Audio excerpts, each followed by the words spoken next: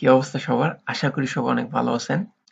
তো আজকের ভিডিওটা হবে মূলত পিএইচপি ফাংশন এবং অপারেশনের উপরে। তো পিএইচপির কিছু স্ট্রিং ফাংশন আছে যেগুলো আপনার অবশ্যই জানতে হবে যদি আপনি ভালো একটা প্রজেক্ট তৈরি করতে চান বা যদি আপনি পিএইচপিতে ভালো পারতে চান। তো প্রথমটা হচ্ছে আমাদের স্ট্রিং ক্রিয়েশন। তো পিএইচপিতে আমরা কিন্তু দুইভাবে স্ট্রিং লিখতে পারি। এক্সাম্পল দেখা যাক। জেম সার্ভারটা ওপেন করে নেবেন। এরপর হচ্ছে আমাদের এই দুইটা স্টার্ট করে দিবেন। এরপর আমরা আমাদের ফাইলটা ওপেন করি index.php। ওকে, তো এখান থেকে আমরা মেইন সেকশনে আমরা একটা পিএইচপি কোড শুরু করে দিই। আচ্ছা, তো দেখুন ভেরিয়েবলের নেম কিন্তু আপনি সিঙ্গেল কোট এবং ডাবল কোটে লিখতে পারবেন। তো যদি আমি এখান থেকে দেখাই আপনাদেরকে, নেম ইজ ইকুয়ালস টু,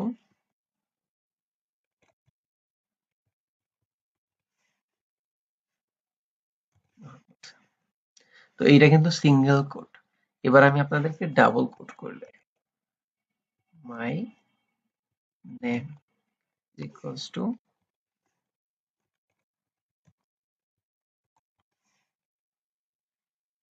এবার যদি আমরা এটাকে প্রিন্ট করি তাহলে কি করতে হবে?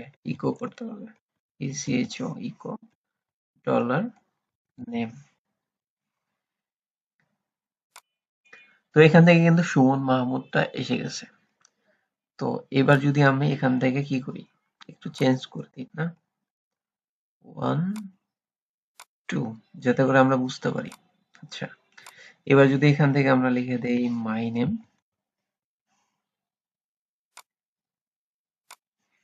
আচ্ছা দুইটা স্ক্রিনকে আমি একটু সাইড বাই সাইড করে নিই, তাহলে আমরা ইজিলি কোডগুলো বুঝতে পারবো।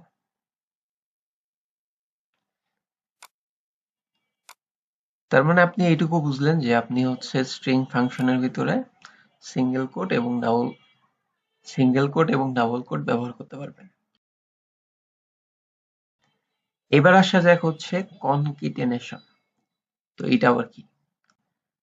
তো ধরুন আপনি চাইতেছেন যে আপনি এখানে এখানে আপনি চাইতেছেন আরো কিছু যোগ করবেন।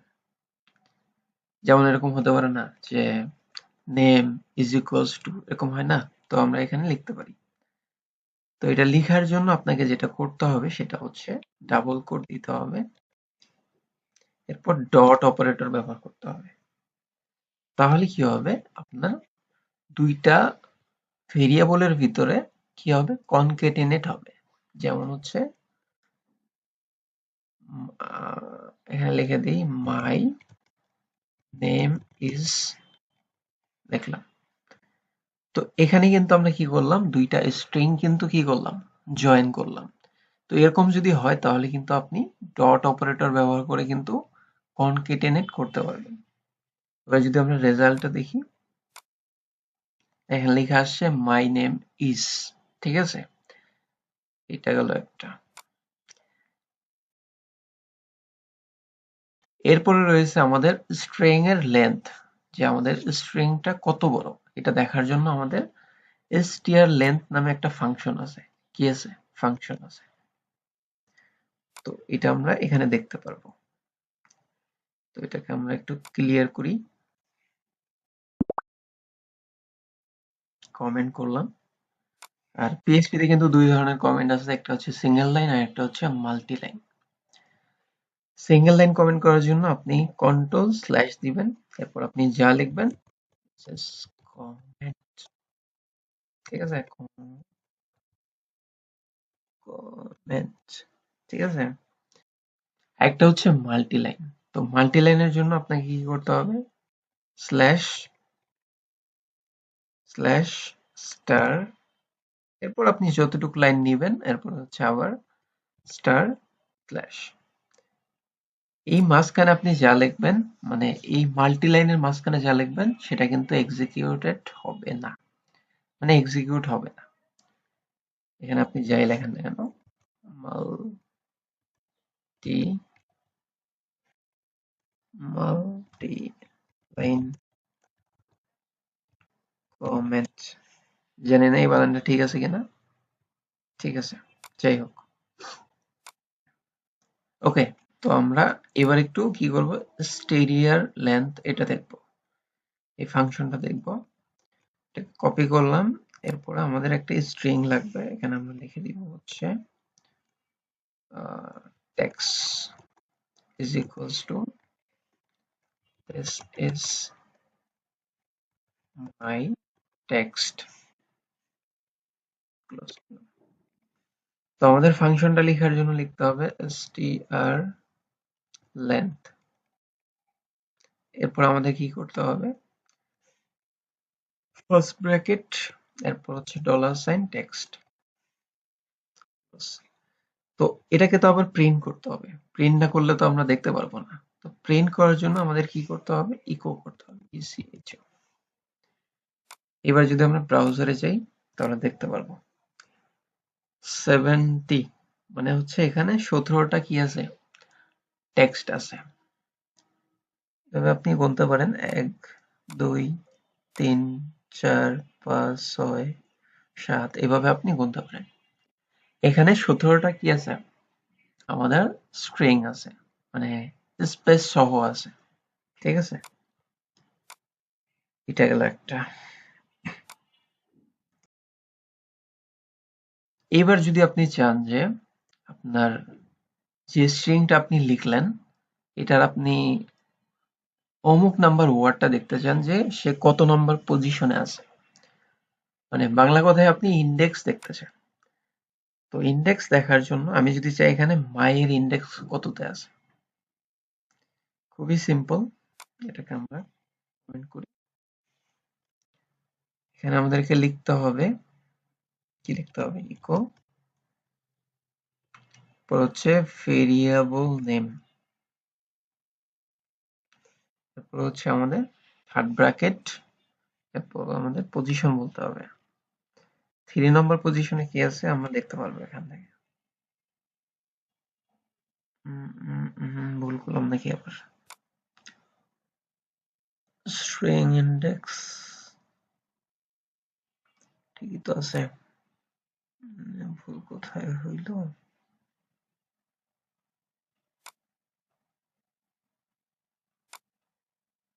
ও না, ঠিক আছে, সবকিছু ঠিক আছে। এখানে হচ্ছে 3 নম্বরে আছে হচ্ছে আমাদের আই, এই যে এখান থেকে 3 নম্বরে আছে হচ্ছে আমাদের আই এর পজিশন। ইন্ডেক্স মূলত আমাদের 0 থেকে শুরু হয়, 0 1 2 3। তো এখানে আই মূলত আমাদের 3 নম্বর পজিশনে আছে, এর জন্য এখানে আই দেখাচ্ছে। যদি আমি এখান থেকে কি করি, 0 করে দেই তাহলে কি হবে, আমাদের প্রথম যেটা আছে ওইটা কিন্তু চলে আসবে। আর এখানে প্রথম ইন্ডেক্সে আমাদের 0 মানে হচ্ছে এমটি স্পেস আছে, এর জন্য ফাঁকা দেখাচ্ছে। এবার আমাদের টি আসবে, টি।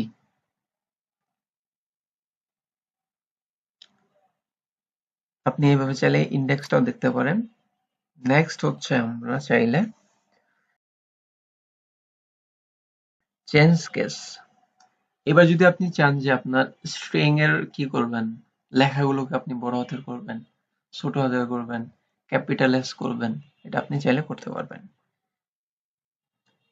str to lower, এটা একটা ফাংশন আছে আমাদের, এটা যদি আমরা ব্যবহার করি তাহলে আমাদের কি হবে, আমাদের যে টেক্সটটা আছে সেটা কিন্তু পুরোটাই ছোট হাতের হয়ে যাবে।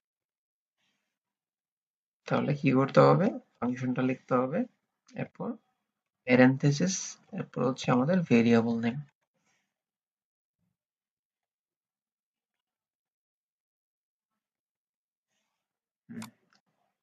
এবার আমরা এখানে ব্রাউজারে যাব, তাহলে দেখতে পারবো দিস ইজ মাই টেক্সট। তো এখান থেকে যদি শুধু আপনি আপার চেঞ্জ করে দেন, আপার ইউপিইআর, তাহলে আমাদের সবগুলো বড় হাতের হয়ে যাবে। এখানে আপনি দেখতে পাচ্ছেন।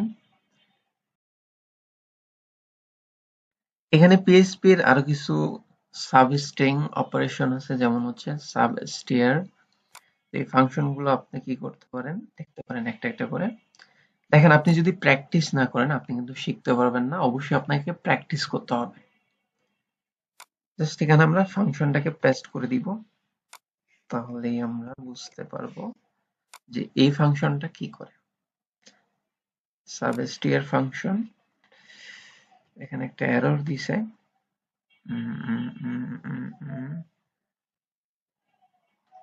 কেন দিল সেটা দেখতে হবে।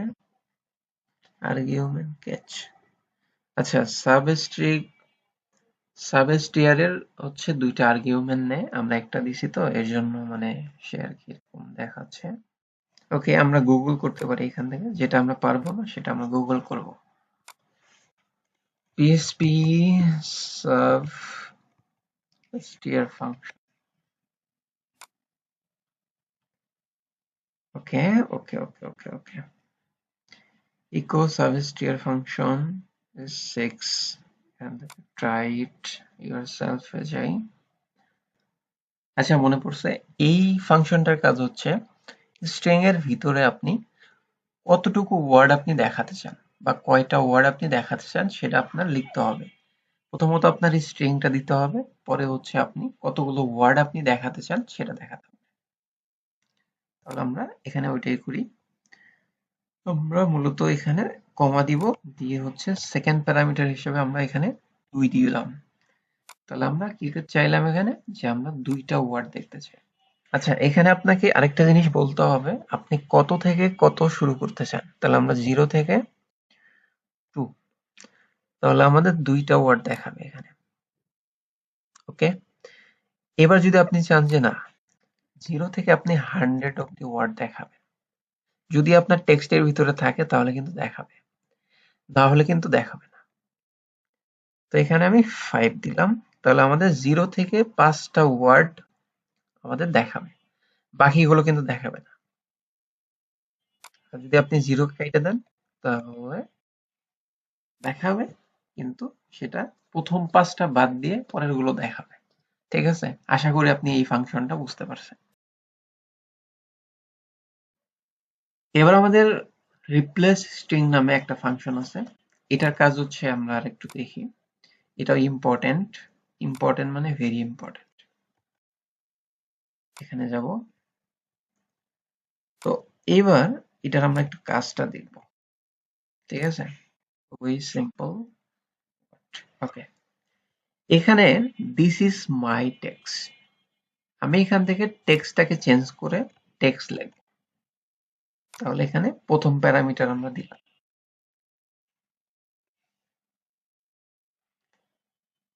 এইবার দ্বিতীয় প্যারামিটারটা দিতে হবে আমাদেরকে, যে আমরা যে টেক্সটটা আমরা নিলাম এটা আমরা কিসে রিপ্লেস করব। তাহলে আমরা এখানে লিখে দিলাম টেক্সট, এবং থার্ড প্যারামিটারটা আমাদেরকে দিতে হবে ওই স্ট্রিং এর ভেরিয়েবল নেম, যেমন $text। এবার যদি আমরা এটাকে রান করি তাহলে আমরা দেখতে পাবো জিনিসটা। দেখেন, দিস ইজ মাই টেক্সট, আগে কিন্তু এটা ছিল text।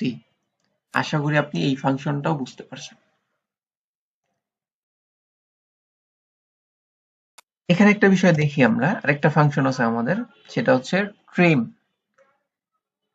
এখানে আপনারা দেখতে পাচ্ছেন অনেকগুলো হোয়াইট স্পেস আছে। এখন যখন আমরা একটা প্রজেক্ট তৈরি করব তখন যদি এরকম হোয়াইট স্পেস থাকে তো জিনিসটা কিন্তু খুব খারাপ দেখাবে। তো এটাকে রিমুভ করার জন্য পিএইচপি তে একটা ফাংশন আছে, সেটা হচ্ছে ট্রিম ফাংশন। তো এটাকে যদি আমরা ব্যবহার করি তাহলে আমাদের এই স্পেসটা সে কিন্তু কেটে আমাদের নর্মাল টেক্সট দেখাবে। তাহলে আমরা সেটাই দেখি। ট্রিম ফাংশন, কপি, এখানে যাব,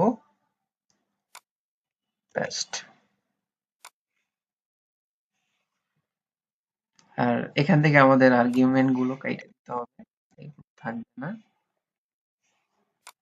হুম,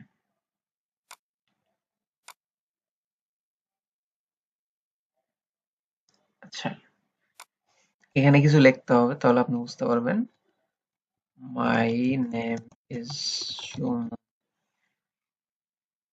তো এখানে খেয়াল করেন আমাদের কিন্তু টেক্সটের পরে কিন্তু বিশাল একটা স্পেস আছে। এখানে কিন্তু সেই স্পেসটা দেখাচ্ছে না। কেন দেখাচ্ছে না? আমরা হচ্ছে ট্রিম ফাংশন ব্যবহার করছি এর জন্য।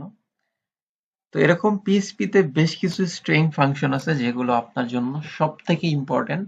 আপনি যখন কোনো প্রজেক্ট করবেন, আপনি কোনো কাজ করবেন, পিএইচপিতে যখন আপনি একটা সাইট তৈরি করবেন, তখন আপনার এই বিষয়গুলো জানতেই হবে। তো আশা করি এই ভিডিওটা আপনার একটু হলেও হেল্প করবে। দেখা হবে নেক্সট কোনো ভিডিওতে।